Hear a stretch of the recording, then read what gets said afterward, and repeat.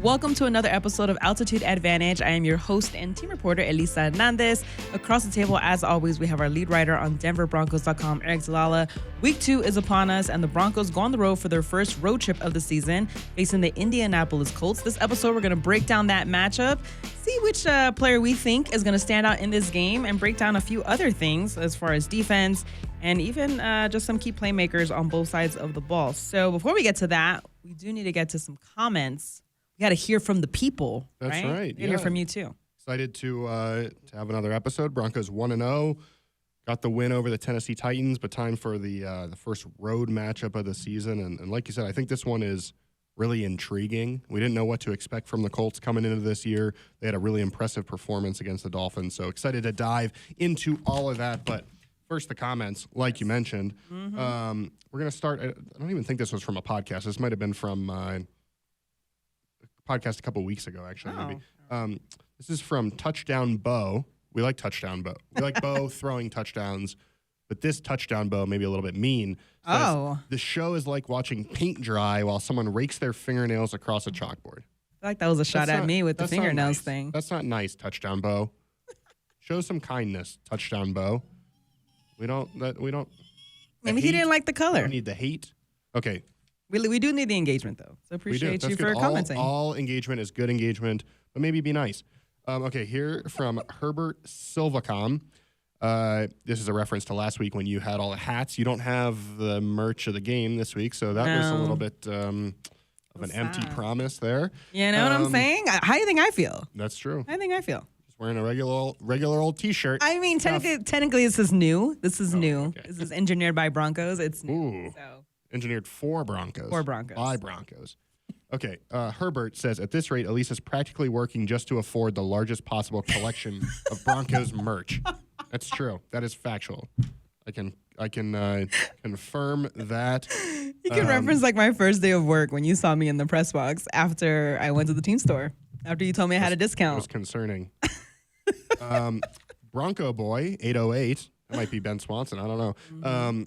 Nick deserves the big contract. Let's hope he does even better this year. Aloha from Hawaii. Thank you, Bronco Boy. Hawaii sounds nice, huh? It does sound nice. I've never been there. Can we play a game there? That'd be cool. Yeah, Bronco Boy, I agree. Nick did deserve the contract. Good start for him. Most pressures, I believe, of any game in his career. Hunter Cox 5000 says, I'm so happy the team has been keeping up with contracts before they get out of hand. It's awesome to have a competitive team again. Agreed. Monica, friend of the show, says, Elisa, not spelled correctly, but I think it's the thought that counts. You are so thoughtful. I would love working alongside you. Aric needs to appreciate your elite hats. I don't care how nice your hair looks. You put that hat on. Thank you. The hair, actually, I could probably, it doesn't look so good today. I could probably put the hat on today. Give me a hat. The item of the game will be for home games. Because those are the items that fans can purchase at the stadium. Okay. Well, the team store's still open this week, I think. She continues. Shout out to Monica. Show more team spirit, Aric. Don't be a sore thumb. Elisa, spelled still wrong, but a different way, is always flossing that West Coast vibe. I don't know what that is, but I think I know what that means. It is good. Mike Church, talking about Nick Bonito. The last time Denver had that type of guy, like Nick Bonito, was 58. Old Vonster. Let's see what else we got. Some good comments. Team Took said, Elisa, your list is valid, but Aric has that edge. Ooh. IMO, talking about the players we couldn't wait to watch. Yeah. Last week. Yeah. You picked RJ Harvey number 1. He had a big play. He did have a big play. Yeah. That led to JK having his first touchdown. Tub. Jeremy 1 says, come on, Aric, put some swag on. Okay, give me swag. I will say. I'm not offered the same amount of swag that you are. Just to make that clear. Also, I will say the one time that I brought the mega hat, like the mega big hats, you did put it on. So that was. That's true. The big hats. You got to shout you out when you do put the hats on. And then just a few more comments. This is from our post game Altitude Advantage, the Monday episode. Dave says, if the Broncos offense can score 20 on a bad day with 4 turnovers, they are set with that championship defense. I think that's a decent way to look at it. You can't live that way. Can't turn it over 4 times a game. But the fact that you still won, I think Sean Payton said it yesterday, teams that lost the turnover battle were 1-8 in week 1. Ooh. Broncos were the one. They were the only one. Are the one. Okay. Il Rey Tito. There's no way I did that right. Awesome show, you guys. Go Broncos. Week 1 with a win. Got to win the ugly, pretty, and wild ones to make it deep. That's true. That's true. Kenny Miller, a lot of hearts and roses on this one. I think he likes you, Elisa. That's for you. I can't read that one. We got any other ones? Nope. Okay. Those are the comments. Those are some good comments. I will say, I shout out to all you guys. And the guy that loves our show, he must really love watching paint dry. Apparently. Can't believe they said that. I watched it. You know, I'm saying. I think the nail comment was a shot at me, but I love my nails. I will. I really dislike the nail on the chalkboard sound. Anything I even do too, like actually. similar to that is really just. Though I'll tell you what. Tell me. It's not quite watching paint dry, but doing a little renovation on my home right now. Okay. And they're digging out some dirt in the backyard and also tearing down a wall. And like it's, I kind of sound like maybe like a little child with a bulldozer, but it's like pretty cool to see like them dig. Like I'd watch that all day. You know, them just digging. Like what is it, excavators? Is that what they're called? Exactly. Yeah. Aric It's DiLalla. it's not like paint. Exactly. It's not like watching paint dry, but it's. I feel like at least in the same category, maybe. I don't know that. I feel like that's very interesting. I like watching people paint, like Ooh, even the strokes on. So you don't want to see the drying process. I mean, like if it's my favorite color, yes. Like me and my dad, like we would have to when my parents renovated their home, guess who had to paint the walls? Me. So technically, I had to watch paint dry, and it was nice watching my work. So yeah, that's all I'm saying. That's all I'm saying. You could just sit there, watch the paint, think about life. You know, think about stats. Think about comments. Yeah. No, we appreciate you guys leaving comments. Leave more. We will read them on the show. We appreciate all the engagement you guys give us. We definitely like hearing from you guys because we do this for you guys. And another thing we're going to do is break down this matchup. So as we look at the Denver Broncos going on the road to face the Colts, they're looking to start 2-0 for the first time since 2021. I think starting 1-0, as you mentioned, it wasn't the prettiest win, but it was a win that you needed. And especially because you're not coming back home for 2 weeks. You know, back-to-back road games, and now the Broncos are headed to Indianapolis to face a team that was... You better come home in between. No, you're just going to stay out there. My dog is going to be disappointed. Don't worry, I got him. But you have this where the Colts, I mean, they won 33-8, you know, and I think it was one of those things where they played very impressively. I saw a stat that they scored on each of their first 7 possessions. All 7. Every single possession. All 7 possessions versus Miami. Hasn't happened in like 50 years. Yeah, what side of the ball you want to start with? The Colts offense? Let's start with the Colts offense because I think that's what people want to talk about. Is like how is the Broncos offense going to improve? And obviously we don't know what's going to happen week to week, but I think the Broncos have an opportunity where they saw the tape, they debriefed. A lot of the guys mentioned that debriefing is sometimes more important than the game itself because you're able to point out things that you didn't necessarily see in the moment. I think Bo Nix really mentioned that, especially on some plays that he felt he missed the court. Okay, so Bo first. Bo in the offense. All right. Yeah, listen, I think when you go back and look at the game, and I said this Monday, there were 4 or 5 plays here or there that if you make that play, it looks a lot different. And I think Mike McGlinchey said that too in the locker room on Wednesday that obviously you can't take the turnovers out, but some of those plays like if even if it's not like you have to complete that throw to Cortland where on the first interception, but if you check it down maybe, or it's a different play and you just don't have those turnovers, you don't hurt yourself in that way. I think that game ends up being a lot different. And so listening to Bo talk about, hey, I've got to learn when to be aggressive, when not to be. I thought he was really insightful, open, talking about, hey, it's the hardest thing to do to bounce back from a mistake and go out there. You still got to play fearless. You can't kind of worry about the last play, but that's difficult, right? And this is a team that it's a different defensive coordinator, but he threw 3 interceptions against them last year. It was a tough game. But I look back at last year's Colts game as one of the more impressive performances of Bo's career in that he didn't let it impact the whole game, and he found a way to make the plays when he needed. You know, after Marvin Mims returns that punt last year, he finds Nate Adkins for the touchdown. He later finds Cortland Sutton for the touchdown. And like that to me is a great sign for a quarterback is that you can battle back from tough moments, right? And so I think this is an exciting. I'm eager to see like what Bo Nix does this week. Is it closer to what we saw last year? Are they able to make some plays? I think when you look at the Colts defense, Travarius Ward is currently in the concussion protocol. He did not practice Wednesday. We don't know yet his status for the game, but obviously if he were out, that would mean that the Colts secondary's a little banged up. But they've got some guys up front. And so with this Lou Anarumo defense that's going to bring pressure after you in a lot of different ways, the Broncos offensive line has to be ready to go. Bo Nix has to make great decisions. This is a game where, and quite frankly, any game moving forward, like you're not going to be able to have that amount of giveaways and still win the football game. It's going to be loud there. Yeah. They're going to be fired up. So your communication has to be on point. I think that one thing that's encouraging is there's all this talk about, hey, Bo had 3 turnovers a week ago. When you look back since the start, since week 8 of last year, only Lamar Jackson has more games with 2 touchdowns and no turnovers. And so Bo's tied for second with Jared Goff with 6. So since week 8 last year, he's had 6 games with at least 2 passing touchdowns, no turnovers. That shows me that, it's in all likelihood Bo's going to find a way to respond to how he played last week. And I also thought what he mentioned was he's not necessarily chasing perfection. It's just about being as good as he can be.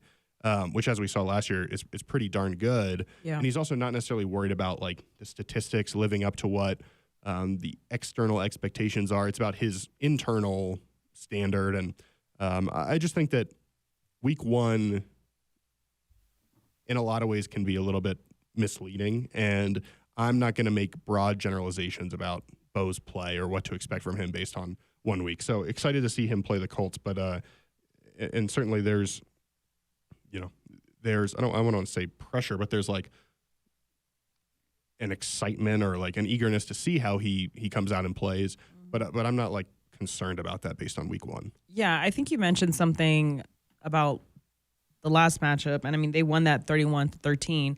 And I think what impressed me the most about Bo Nix in that game was the ability to grab the momentum when it was swung in their direction and just never give it back to the Colts, right? Because, yes, Jonathan Taylor drops the ball before it makes it to the end zone. At that point, if Bo Nix had been in his head too much, it could have not meant nothing, right? It could have not meant anything for the outcome of that game. But when you see the shift in momentum and you're able to grab it and then flip it completely to your side, I remember guys on the sideline said, like, they all huddled up and they all talked, and they're like, look, this is our time to really kind of lock in and change the momentum of this game. And when you have a quarterback that does that, that's impressive. But I think what's more impressive is even after that, he's able to go back and say, okay, this could have been better. Let me talk to my receiver who, although he may know exactly where I need him to be, I need to talk to him about how we can become better. I think that mentality of wanting to get better every single week is very important. And to your point, even Cortland Sutton out during media on Wednesday said, like, we just can't put our defense in positions like that again. And he's like, and obviously we have an amazing defense that even though we did that in our first game, they kept battling back for us to obviously win the football game. So it's a give and take. It's a momentum swing throughout these games. And I think when you go on the road and you're expecting to be loud, you're expecting, the offense to find a way to kind of balance out and improve. I think you're right in terms of like week 1 is not enough tape to really kind of make a full assessment. And one thing that you pointed out in last week's episode was you went down all the scores of every single game on that Sunday, and there was only one game that really got out of hand scoring wise. Everyone else, it was pretty tempered when it comes to that. And I know the defense being able to keep them to under 20 points is something that they've done over and over and over again to other teams. Yeah, I think with this Denver offense, it's like, and Bo, I thought phrased this well, where he's like, we don't want to be too conservative. You want to still be aggressive and like operate your offense at a high level. But I also think it's understanding like just where you are as a team and the strengths of your team. And this is a really good defense, this Broncos defense. And so, listen, would it be great to go and score 40 every week? Of course. And maybe there's weeks where you're able to do that. But I also think understanding that, hey, as long as we don't put our defense in really tough situations, we're probably going to be in most games. And there's going to Yeah. be games certainly, and maybe it's this week, but like I would say the Bengals, based on last year, obviously it was a tough week 1 for them, but like the Bengals, the Eagles, like those sorts of teams, you might have to be more aggressive and like push it down the field, and you might need to score 40 to win. It's entirely possible. And this offense has it in them to do that. We saw it last year. Exactly. But I also think that there has to be this recognition, and Sean Payton mentioned this as well in terms of, when talking about his decision to go for it on 4th down and trusting the defense in week 1 of like, hey, this was the Titans game, for example, was a game where points were at a premium. And so if you're the Broncos offense in that setting, I think you realize, hey, if we just don't, like if you're playing that game over, if we don't turn the ball over, we're going to be in good shape because we'll probably win the field position battle, force some punts, force some turnovers from Cam Ward in that offense, and you end up kind of getting control of the game that way, because while it was a close game to the end, if you take out the turnovers from the Broncos, you're probably in a much better spot, a much more comfortable win. And so I think going into this week against Indianapolis, you've got to recognize that, like, if you play your game and you don't turn the ball over, like it doesn't guarantee that you're going to win, but I think it guarantees that you're in the game based on how good your defense is. And we'll talk about Daniel Jones in a second, and he was really impressive. The Colts offense was really impressive, but I think the talent of this Denver defense is going to pose a test for sure. And like, if you just don't put yourself in bad spots where you're defending your own 25-yard line and in, or you're not, Sean Payton pointed it out, the Broncos defense essentially gave up 3 points on like a full field against the Titans because 3 of the points were from the field goal that came after the long kick return, and then 6 of the points were after either a failed 4th down or a turnover. And so those were both short field situations. When the Broncos just kicked it deep, or the Titans started deep on their side of the field, 3 points the entire game. And it came based off one kind of like broken play where JFM had Cam Ward, and Cam Ward's kind of like able to scoop it over to Tony Pollard. But that's what I think. It's a tough environment. It's a road game. I would fully expect this to be a close game based on, let's not forget, this Colts defense last year played the Broncos really tight, and the Broncos struggled early on. They had less than 200 yards of total offense, 3 turnovers last year, and if not for Jonathan Taylor dropping that football, it's possible it was an entirely different game. Yeah. Broncos may not make the playoffs if they lose that game. So, like, this was not an easy win a year ago at home by any means, even though the score ended up being a little bit lopsided at the end.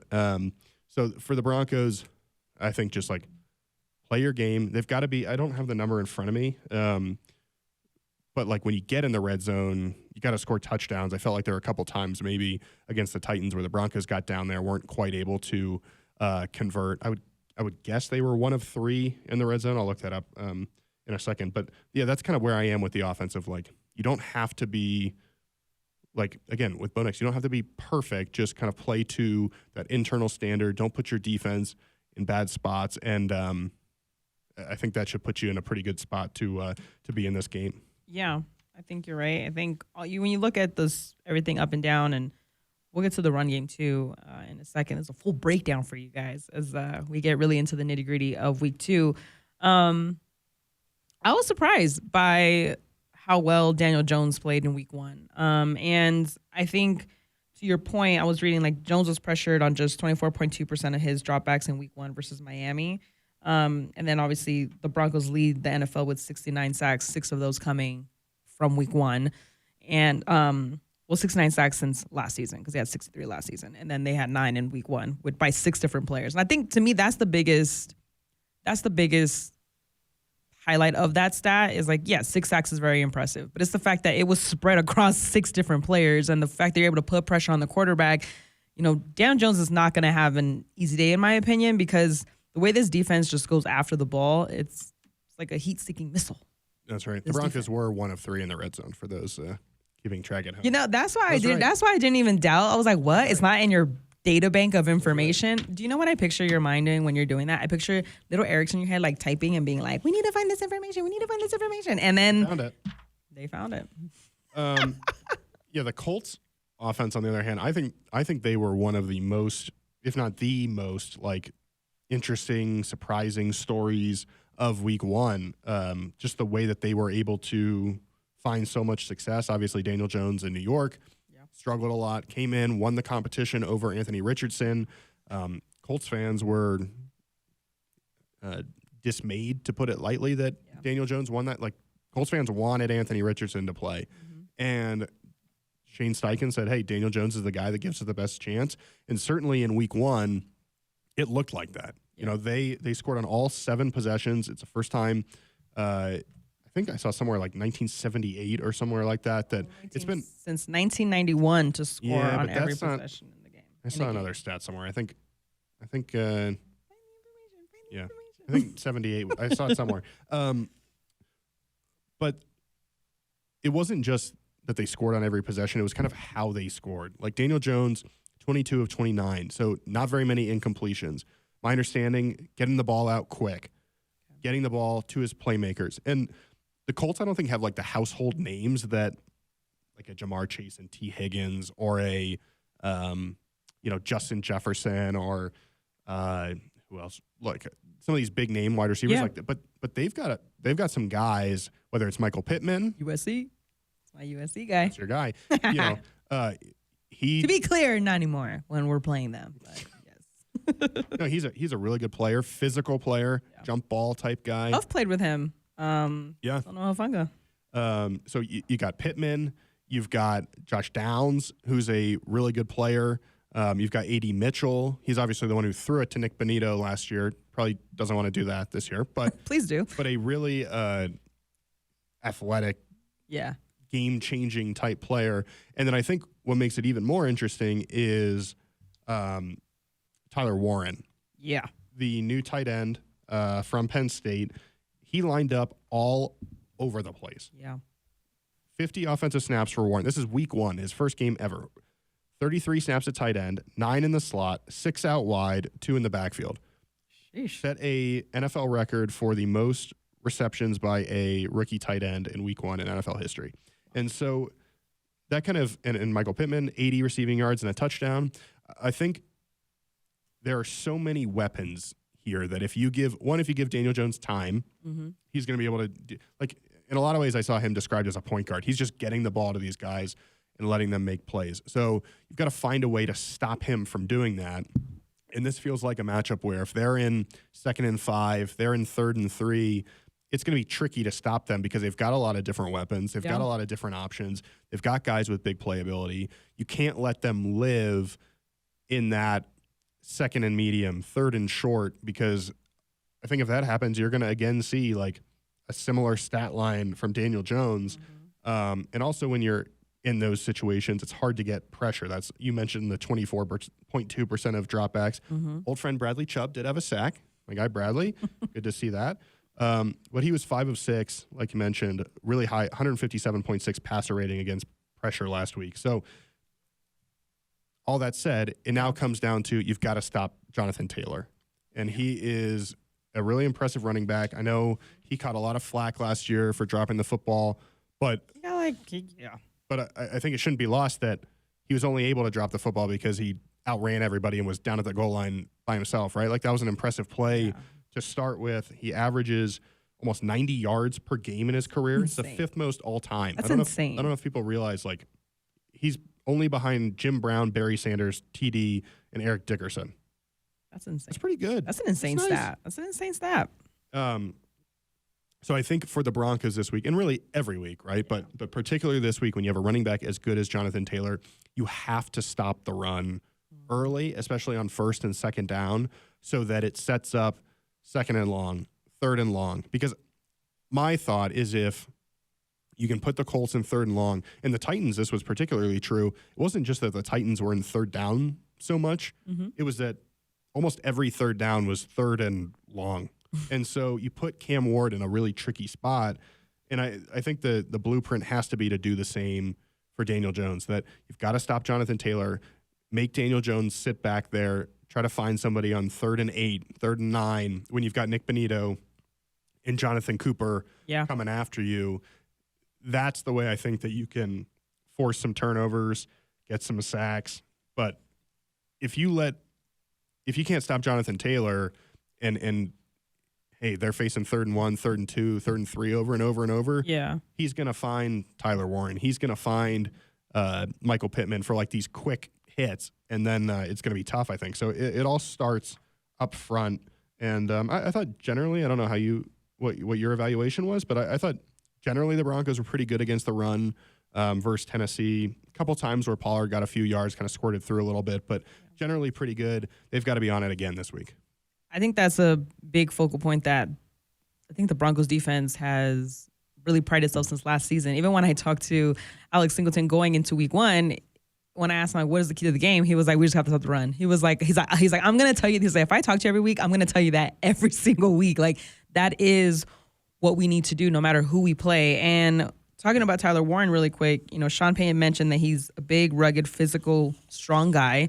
And even Pat Surtain mentioned that, he's a guy that can make plays and you have to contain him and eliminate those opportunities, which is what you touched on just now. So you eliminate that by just kind of taking away every weapon as you can. And I know Pat is very good at doing that regardless of who he's up against. But I think when you look at Jonathan Taylor, yes, he was very impressive in week 1. But, the Broncos running backs made some plays in week 1 too that you look to kind of build upon too as you kind of look at the run game for the Broncos. Yeah, absolutely. I think that this is, I'm really eager to see Bo Nix play. I think the way you help Bo Nix, especially on the road, is by committing to that running game. And Sean Payton mentioned that from a play calling standpoint, this was one of those games where he's called a lot of games, and this was one of the ones where he looked back on and was like, I've got to be better as a play caller. And, he's talked other times this week about maybe letting the run-pass balance kind of get out of whack a little bit. But it's a good Colts front, so it's not going to be super easy to run the football, but I think you've just got to be committed to it. And you've got to, RJ Harvey had 6 carries for, I think, 70 yards in week 1. I'll be really interested to see, does he get more carries? You would kind of think so based on how he played, but we'll see how that goes. If the Broncos, and I think they combined for like the most running back yards in a while. Yes. They combined for 133 in week 1. Mm-hmm. They only averaged 83 yards a game in 2024, which is 23rd in the NFL. First time 2 running backs with 60-plus rush yards since 2021. So kind of speaks to what they did, and a lot of it came late, and you might think, okay, well, that skews the stat a little bit that these rushing yards came late.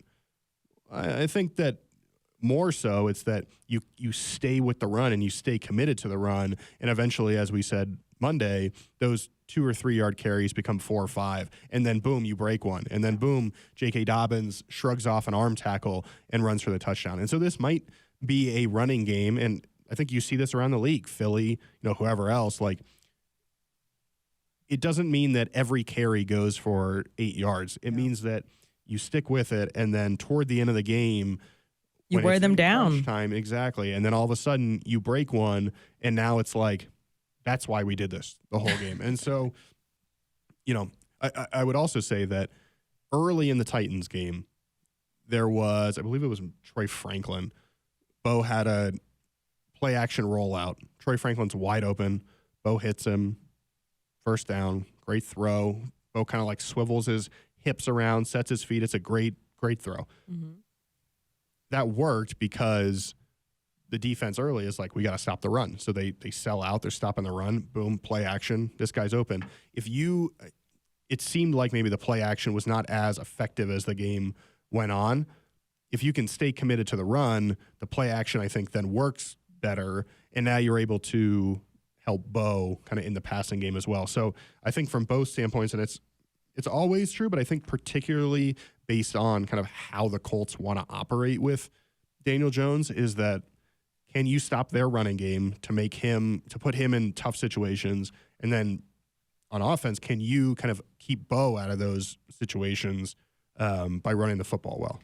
Yeah, J.K. Dobbins and R.J. Harvey, when you go back and you look at those plays, what they do with such a small amount of space is actually very impressive. They would just kind of cut at the right time. I think the stiff arm that JK had for his touchdown, I watched it over and over again.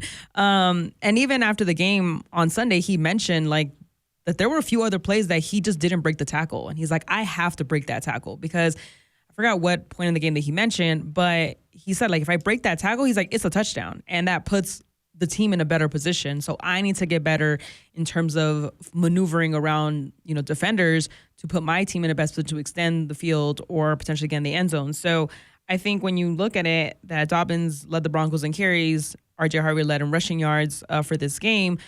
But when you commit to that, when you commit to the run, especially when you see the dynamic of what these two backs can do, I think that's going to open up the Broncos in a way that they weren't able to do as much last season. And I think as you go down to the late games of the year, to look too much ahead, but the season, there's a lot of road games in between, home games, things like that. But the run game is really what's going to carry you. And to your point, like wear teams down as you continue to, make a push for the ultimate goal of making the playoffs and then playing for a Super Bowl. So I think the run game is very important. But that I am a defensive girly. Defense wins championships. So you already know week 1, I was very, very, very happy with what this team did. The whole defense got the game ball. Yeah, that's true. That's rare. Sean Payton said that happens maybe like once every 3 years. And it's because they were in so many bad spots and they stood up again and again and got stops. And that's like if you let your defense play a clean game. So say instead of them starting at their own 30 and they make a great stop, it's a field goal. If you play a clean game where even if you don't get the first down, you punt it away, you get a stop, they're backed up. Now, when they punt it back, you're closer to midfield, and you play the Broncos at times last year, I thought played the field position game better than a lot of teams where they could get one or two. They weren't scoring every drive, but they could get 1 or 2 first downs. They punt it back. Defense gets a quick stop. Then when you get the ball back, you're at your own 40 or the 45 instead of back at the 20. And then, hey, can we get, a couple first downs? Then maybe you're able to kick a field goal or, it's easier. Like it's hard to go 80 yards in the NFL and sustain a drive long enough because often there's an offensive penalty, there's a mistake, there's something self-inflicted even that prevents you from, there's a drop, there's something that prevents you from going all the way. And so when the Broncos are able to play where they get the ball back at the 50 and you play games on their side of the field, good things tend to happen. And Sean Payton says that a lot. We played this game on their side of the field. This game against the Titans was played on the Broncos side of the field, unfortunately, and they were still able to win. But, say the Broncos go out there and they don't score on their opening drive, but they kick it away, defense gets a quick stop, and then you get Marvin Mims catching the punt at the 45 and a chance to run it back. That's what happened at the end of the first half that gave the Broncos one of their 2 touchdowns. It's playing the game on their side of the field. I feel like that's going to be really important this week in what could be a back and forth game, a close game on the road. First, you're still working the kinks out early in the year. I think it'll be important to play on their side of the field. And the other thing I wanted to mention is that you just look at this Colts-Dolphins game, you've got to make sure that it doesn't go like that, where Colts score an opening field goal against Miami, then Tua's picked off on the next possession, Colts score a touchdown. So 10-0 before really you even blink. Then strip sack, Colts score again, another touchdown. It's 17-0 early in the second quarter. The Dolphins have touched the ball twice, and all of a sudden you're down 3 scores. That's where a team can jump on you and you can end up in a bad spot. So I think the Broncos have to make sure that those sorts of you can't get off to that sort of start, obviously. That goes without saying. But I think that playing that illustrates the difference between turning the ball over and even if you just punt it away. And so it'll be interesting to see how does the Broncos offense take a step forward? I think they will. I think knowing what I know about Bo Nix, about how Sean Payton calls plays, about the internal pride that they have, they're going to take a step forward. It's just which defense makes the big play, gets the turnover, because that could really be a difference in this one. Yeah. The Broncos have allowed fewer than 20 points in 12 games since 2024, which is most in the NFL. And Denver has had 7 games with 5+ sacks since 2024. No other team has more than 5. And since last season. I mentioned it earlier. They lead the NFL with 69 sacks. Baltimore has the second most with 55. So like that number is very different. So when you talk about how the offense taking the next step, it's like this defense. How do you continue to put the pressure on after the performance you had in week 1, right? And to your point, like get those 3 and outs and win the time of possession and win, the field. I think it's just overall, like when I look at just how well this defense has played, and I know how well this offense can play, I think that's why, as much as people want to sound the alarm after week 1, it's like you just have to trust the process. Not every team is going to start fast out of the gate, but to me, starting fast is getting the win. And the Broncos did that. And now they look to go 2-0. Yeah, and you mentioned that stat about, 12 games since the start of 24. Yeah. Allowing fewer than 20 points. Mm-hmm. And I think a lot of those games where they allowed more than 20 points were kind of later in the season last year. They were a little banged up in the secondary. And obviously not, like, you still got guys that could miss this week, so you're not ever going to be completely healthy. But, right. Like, last year, week 2, week 3, week 4, week 5, week 7, week 8, 6 of the first 8 weeks last year, they allowed fewer than 20 points. So I think especially early in the year when offenses are still figuring things out, I think you see offenses kind of catch up toward the end of the year and maybe even like take the advantage. But early in the year when it's a defense oriented or there's the advantage in that favor, yeah, I think you're in a spot where, yeah, it's very possible you could hold this Colts team to 20 or fewer points. And so that's where like every point becomes critical, every possession becomes critical. Like if you need to win a game 20-17, how do you make sure that you're able to get that extra field goal or that you don't turn it over and give them a free possession? Yeah. Because if you're the Broncos offense and you think, okay, hey, our defense is, maybe it's not quite 20, but our defense is going to give up at most like around that number, like in a best case scenario.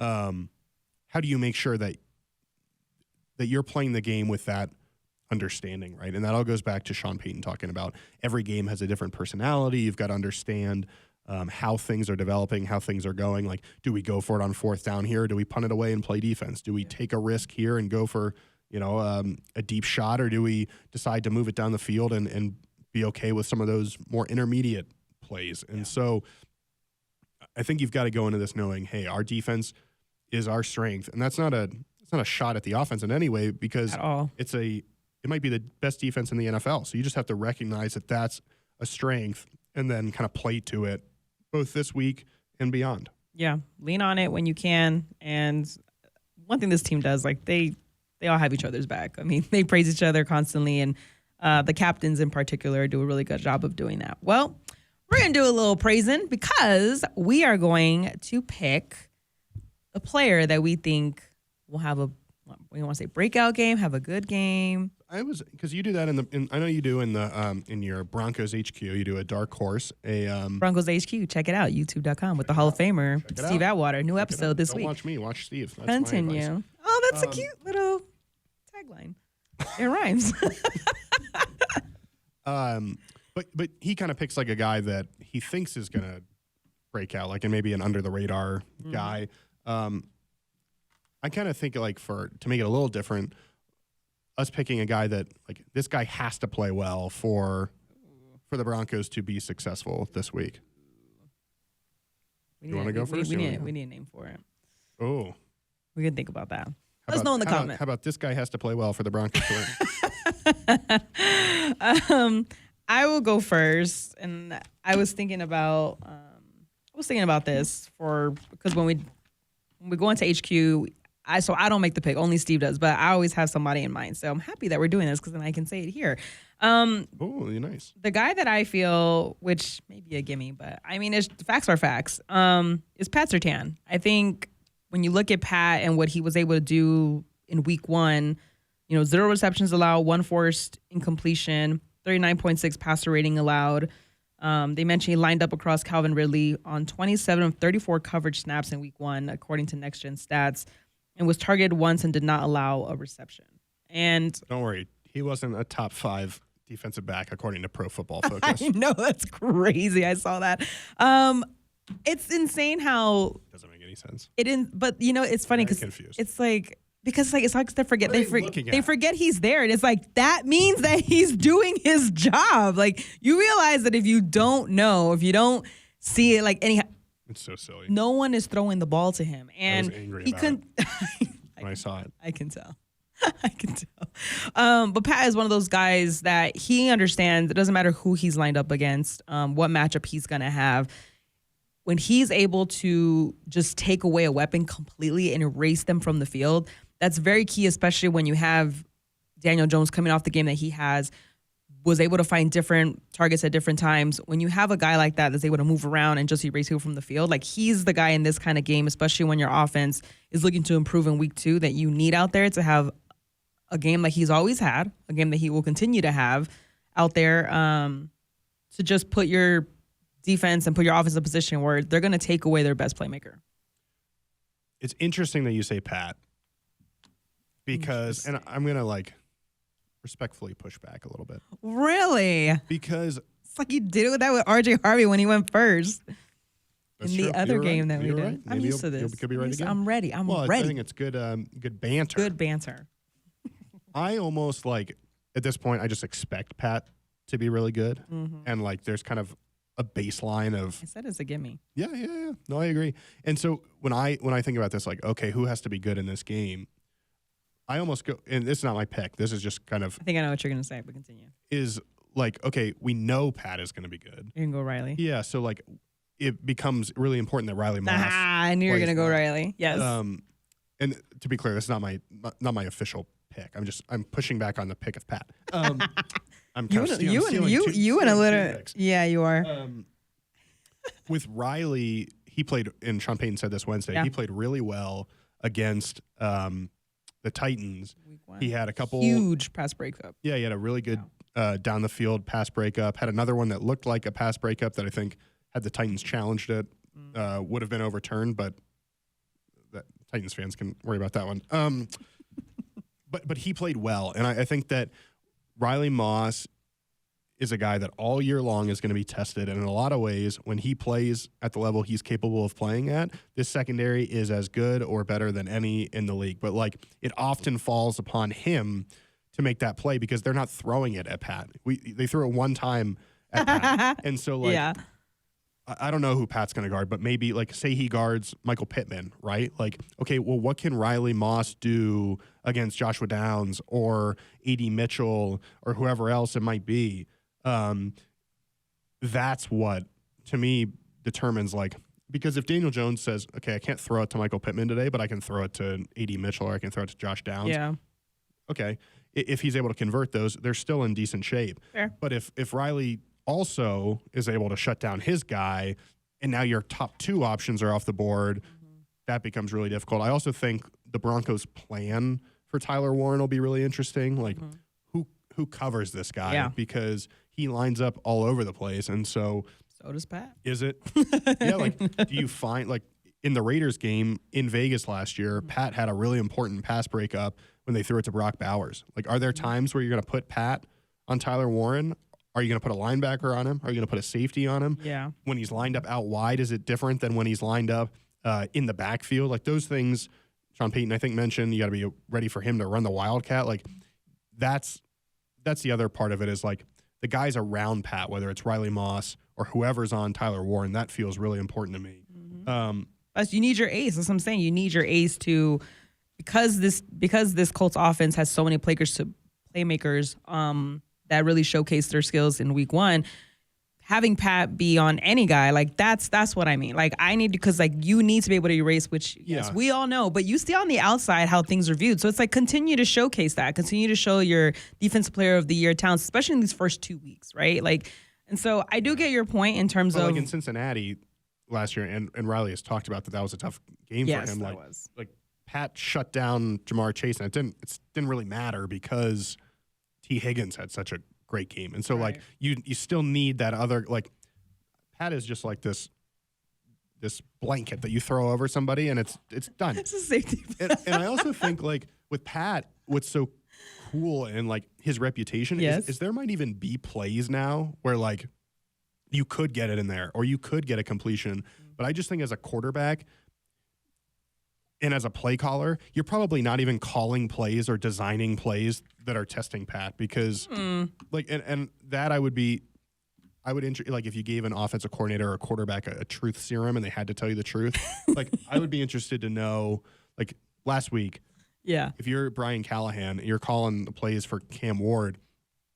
If you see that Pat's lined up over Ridley, are you like calling are you checking to a different play? Or are you calling a play where he's not the first read and just saying like, we're not even going to try it? Because if it's third down and you're like, let's call a play to Calvin Ridley and Pat's all over him, well, now you've just wasted a third down, right? And so I wonder if like part of the reason maybe that Pat has success week in and week out and faces so few targets is maybe like, don't get me wrong, I bet he's covering this guy really tight every play, but I also bet there's plays where the intention is to just stay away from that side of the field completely. Yeah. Don't even think about going over there. And so it almost becomes like this self-fulfilling. We need a Pat cam. Yeah. It just like a camera that's only on Pat the whole game. Yeah. You just see it. Do you think that'd be better than the paint or what do we think in that regard? I just think it becomes like a self-fulfilling thing, right? Where because he's so good, you don't want to even think about him. So now like he becomes even better because you're not even like you're not even taking the chance that maybe one play he slips up. And so that's all I'm saying there with Pat. That's fair. I admitted that it was a gimme. But I do get your point, and I do believe like that Riley Moss does have that in him to, and he's mentioned that over ever since last year when he kind of said like, look, everyone tested me on purpose because they felt that I couldn't keep up. But the way that he's been playing, since coming back from injury last year and then just the game that he had against the Titans in week 1, I remember I was watching the pass breakup and his entire helmet was like, I can't do it because then I'm going to be away from the microphone. But like he basically had his eye on the ball because he was getting pushed. But the way he's able to be physical and be aggressive is something that I feel has learned from Pat. But limit penalties as well is something else that I think I will give Riley Moss his flowers for because the way that he's able to play tight, play physical, play aggressive, but toe the line between a penalty and a not penalty, I think is very key too. Yeah. And then quickly, just since I talked a lot about Riley, quickly, my initial pick is Riley Moss. It's a gimme as well, just in terms of the obvious nature of it. But I know you did. We did not just spend 15 minutes on my gimme and then you're going to do a gimme? Well, it's not a... You just said it's a gimme. I think it's more it's like an obvious pick, maybe. Okay, all right. Who's it going to be? Bo has to be Bo. And I think that when you go back and watch the Titans film, I think it was a lot closer to being a good performance than people think in real time. And I think the interceptions, I don't know that the stat line is fully indicative of how he played. But that said, he's got to go to Indy and not turn the ball over 3 times. He's got to make, and we saw him make some big time throws on the go-ahead field goal drive. On the go-ahead field goal drive, he converted 3 third downs in a row, including 2 third and longs with passes. And then the QB sneak. So like in big moments at the end of the first half, he played a court, pass interference, next play, touchdown, beautiful ball. Like he made those plays. He's got to continue to make those plays this week, avoid the turnovers. And then I think we'll see what this Broncos offense is more capable of. And everybody online can chill out. So it'll be kind of a and we call that analysis. A double win. All right. Well, there are your picks. Bo Nix, Pat Surtain, and then the honorable mention. Bonus Riley Moss. Which, he could be the X factor. And be curious to see who our Hall of Famer picks as his dark horse on Broncos HQ, which again is our new preview show for the season. But that'll do it for this edition of Altitude Advantage. I'm your host and team reporter, Elisa Hernandez. Across the table, we have the painter, the guru, with all the little Ericsson tag going, find the information. Lead writer on DenverBroncos.com, Aric DiLalla. Once again, the Broncos go on the road to face the Colts with a kickoff time of 2:05 p.m. Mountain Time. So make sure you guys tune in, and we will see you